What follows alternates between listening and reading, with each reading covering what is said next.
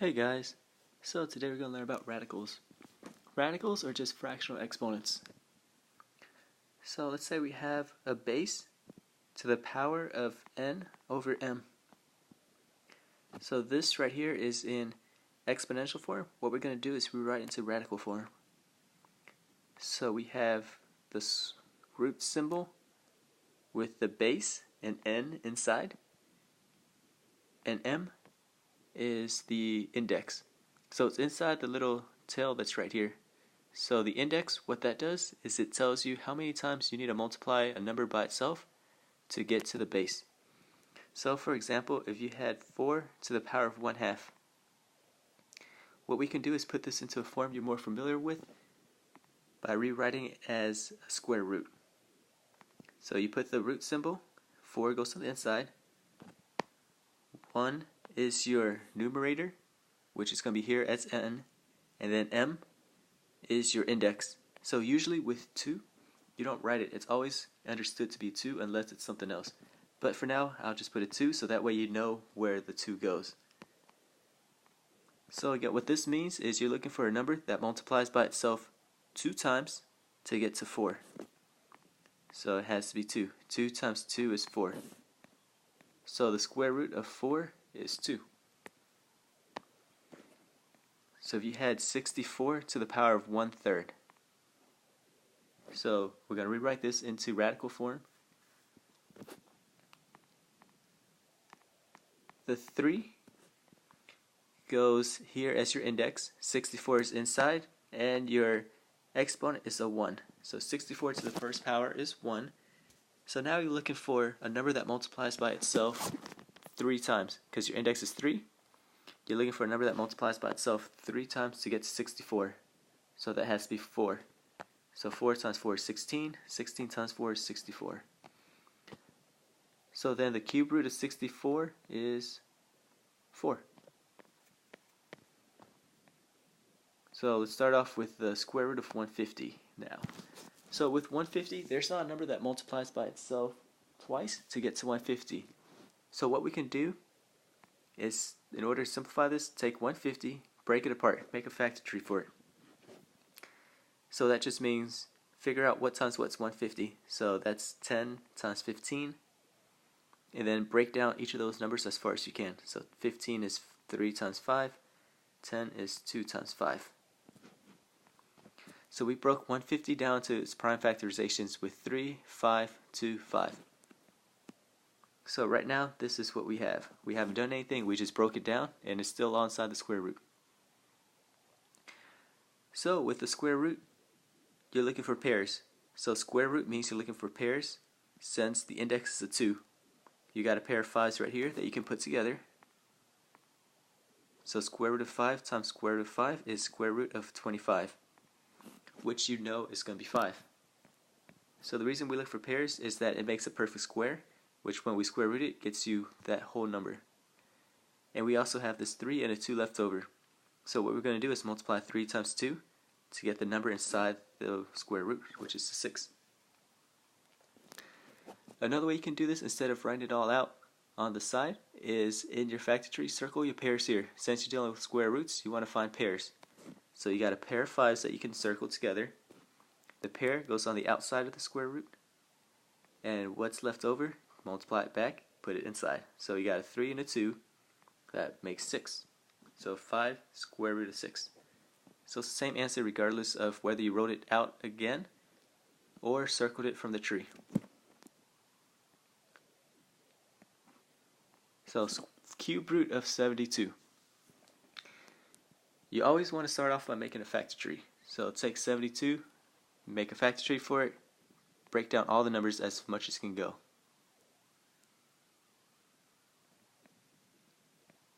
Alright, so you have 9 times 8. 9 is 3 times 3. 8 is 2 times 4. 4 is 2 times 2. So if you write it all out, you would have this on the side. Cube root of 3, cube root of 3, and then cube root of 2, cube root of 2, cube root of 2. The important thing here is your index is a 3. So that means you're looking for 3 of the exact same number. So you got a group of 3 2's right here that you can combine. to get the cube root of 8. So the cube root of 8 is going to be 2.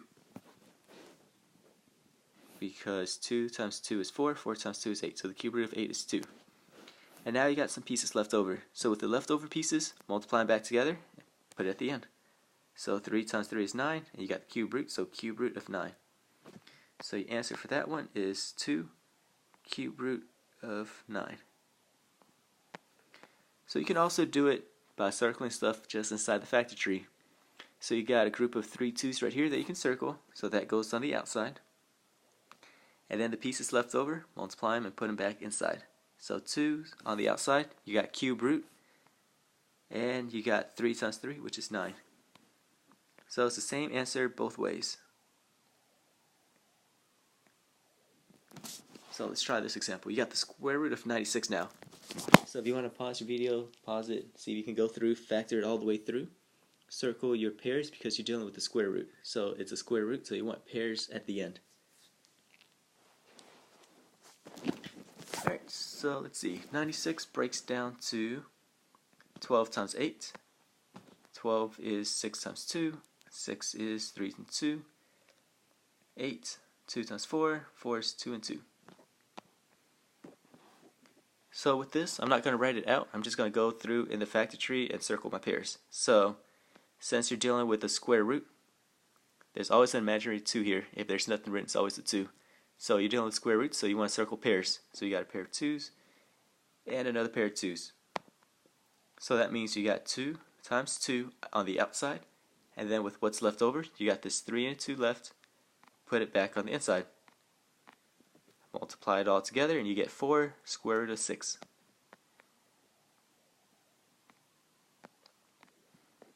Alright, so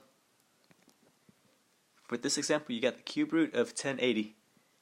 So if you want to pause it, do that, make a factor tree, break it all the way down.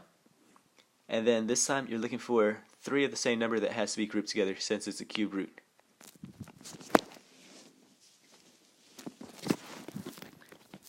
Alright, so let's break this number down. So 1080 breaks down to 10 times 180. Break it down some more. 9 and 12. 10 is 5 and 2. 9 is 3 and 3. 12 is 2 and 6. 6 is 3 and 2. So it doesn't matter how you broke it down. You could have done 10, 108, or you could have done other different combinations. Eventually you'll still come up with these exact numbers at the very end.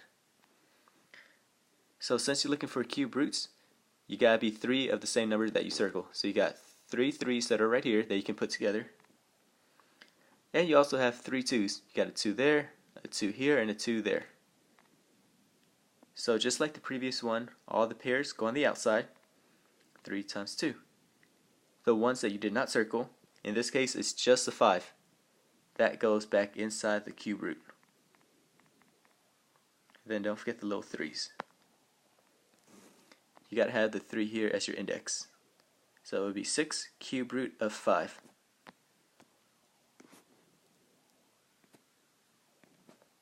Alright, so now let's put some letters in these. So you got the square root of x to the 4th power. So let's bring back the first rule we had. B to the power of n over m converts over to m, and then inside the root you have b to the power of n. So we at the very beginning worked to the right. Now we're going to work from the right all the way back to the left, rewriting it from radical form to exponential form. So it's going to be x, and then your numerator comes from the exponent inside, which is going to be a 4, and your denominator of the fraction is the index. So the index again is a 2 unless there's another number written there. So in this case it's going to be a 2. So from here you're just going to go through and reduce that fraction. So changed it into from an improper fraction to a mixed number. So that gets you x. 4 divided by 2 is 2. So the square root of x fourth is x squared. So let's try this one. You got the cube root of x to the 7th power.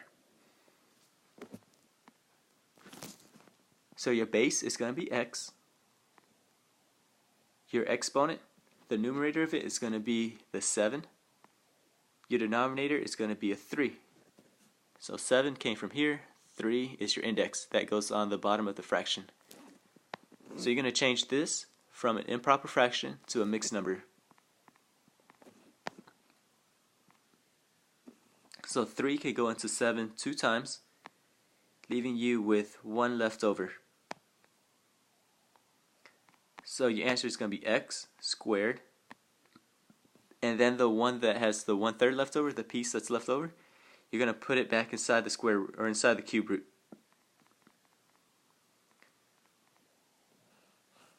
So it's going to be x squared, x 1/3. So x squared is on the outside, it stays alone because it's a whole squared. And the fractional part, rewrite it back inside the cube root. So x is your base, your exponent is a 1 because that's the numerator, your index is a 3, that's the denominator.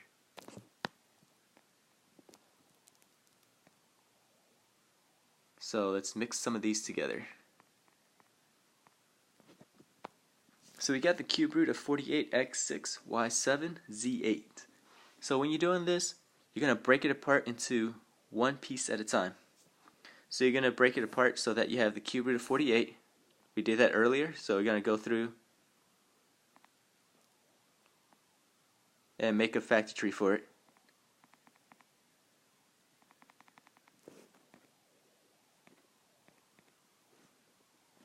So right here we just went through and broke it apart. So you got cube root of 48, cube root of x6, cube root of y7, and cube root of z8. So right now it's space on the other slide, so I just moved it over here. It's the same problem. So you're going to do this one piece at a time, and then at the end we're going to collect it all together and have our final answer. So with the cube root of 48, break it apart. So it doesn't matter how you break it apart. You could have done 6 and 8, you could have done 12 times 4. There's different combinations, but at the very end you're going to get 3, 2, 2, 2, 2. So since you're looking at a cube root, the index is 3, so that means you want 3 of the same number being circled. So you got a group of 3 2's here, so that goes on the outside. The ones left over that you didn't multiply, that you didn't circle, multiply them, put them back together. 3 times 2 is 6. So you got 2 cube root of 6. So now we're going to go work on the x. So we're going to change it from radical form to exponential form. So it's going to be x, numerator is going to be 6, denominator is going to be 3. So we're going to change that fraction back into a mixed number. So 3 goes into 6 2 times. You have no remainder, so it's just going to be x squared. So with the next one, you got y7 over 3. Alright, so the 7 comes up as your numerator. Your denominator is the index, or is the bottom. Denominator is the bottom, numerator is the top. 7 over 3. So that gets you y2 with one piece left over. So 3 goes into 7 2 times, and you got 1 left over, so y squared and y 1/3. Which then, the fractional part, just rewrite it back as a radical. And then z, we're going to do the same thing. Rewrite it as z8 over 3. So 3 goes into 8 2 times, leaving you with 2 left over out of the 3. So z squared is on the outside, and then you also have z to the 2/3, which you got to rewrite. So z is on the inside. The numerator, the 2, is on the inside. The denominator is the 3. That goes out here as your index.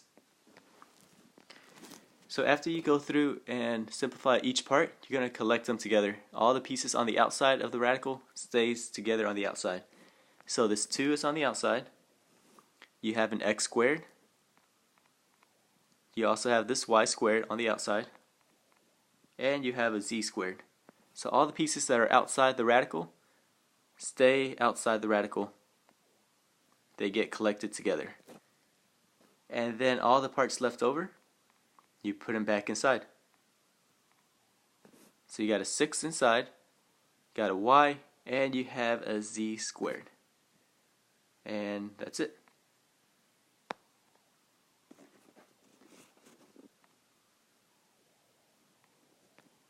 So let's try this one. Square root of 50 x4 y cubed z seventh. So just like the previous problem, we're going to go through, break it apart into its different components. So we got square root of 50 we got to go through and take care of. So break down 50. That's 5 times 10, and then it's 5 times 2. So since it's square root, you're looking for pairs. So the pair goes on the outside. What's left over goes inside. So 5 square root of 2. With the x, it's going to be the same part where you have x4 over 2. So we're changing x fourth, the square root of x fourth, into a fraction. So it'll be x4 over your index, which is 2. So 4 divided by 2 is 2. And then same thing with y. It's going to be y3 over your index, which is 2. That is going to be y1 and y1 half. And then with z, you got z7 over 2, which is then z3 and z1 half. So 2 goes in a 7 3 times, and then you got 1 left over. So now you just got to go through and organize it. So you got 5 on the outside, x squared. You got a y, a whole y that can come down. You also have a z cubed that can also come down. That's on the outside. And then with the fractional variables, you got to put it back inside the square roots with the square root of 2 that you had here. So inside you'll have 2 y z.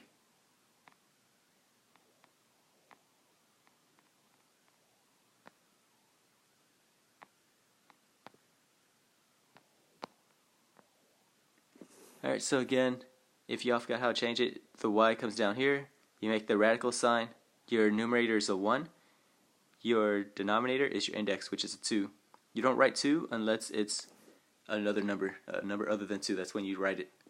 With the second one, it's going to be the same thing, z3 comes down, z1 half, you got to rewrite it like this.